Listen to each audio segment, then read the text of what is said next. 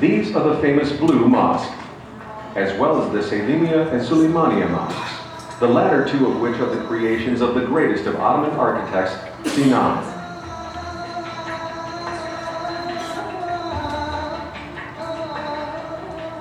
Trade has been the economic lifeblood of Anatolia for centuries. And this is still true of modern Turkey. The Seljuks built caravanserais, hospitality stations for caravan traders, and this tradition of buying and selling in the context of warm hospitality continues uninterrupted to this day. In fact, it is in Turkey that one finds the great covered bazaar, the first indoor mall. For centuries, the covered and spice bazaars have thrived in the heart of Istanbul, attracting thousands of shoppers to its hundreds of stores each day. Yet there is one place where the treasures of the earliest days of Islam, as well as the treasures of the Ottomans, can be found. It is in the Topkapi Palace Museum, where a stroll of a few hundred yards is a stroll into history, and where the views of the great city of Istanbul are unmatched. The early part of the 20th century marked a new chapter in Turkish history. Under the stewardship of its first president, Mustafa Kemal Ataturk, Turkey became a modern nation-state with a tradition of secular government. While much has changed since Ottoman times, much has remained the same. The city of Istanbul is as beautiful as ever, with two modern suspension bridges linking its European and Asian sides, and yet with the domes of exquisite 15th and 16th century mosques still dominating its skyline.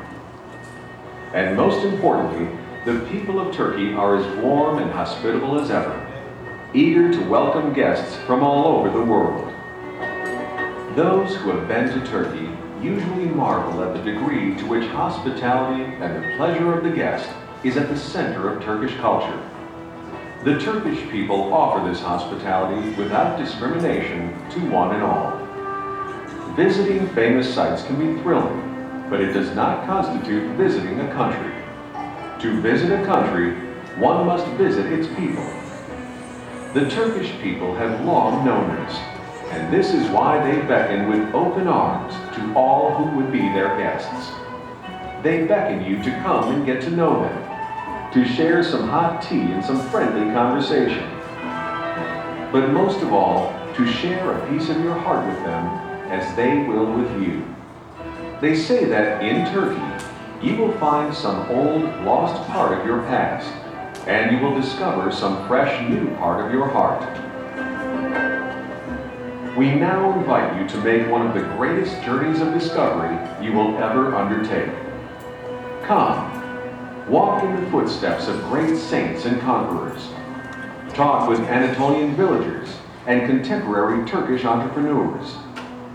Eat the food it has taken centuries to prepare. Gaze into the smiling eyes of Turkish school children. Slip into the quiet grandeur of an Ottoman mosque.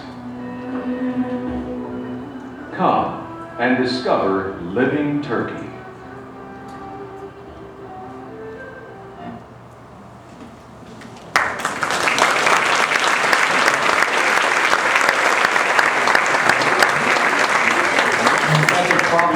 But I think in the end it was well worth it. Yes. A small video showing my country to you. I'd like to thank you all, first of all, Dr. Clifford and the congregation for welcoming us to the church and opening your doors to us. I'd also like to thank the catering, Apple Catering, for providing us this delicious meal.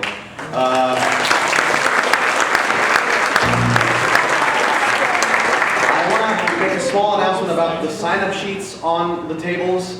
These are for, if you write your name and your email on there, these are for the Dallas Islamic Center newsletter, so you can see what kind of events we have going on. But further than that, more so, it's also, during the month of Ramadan, we have what we call a family friendship program, where volunteers from Dallas Islamic Center are welcoming families from this congregation into their homes. So if you're interested in, getting intimate on a family level with one of the many Muslim families that were here tonight, you can sign up for the Family Friendship Program, and we'll contact you and invite you to one of our homes. So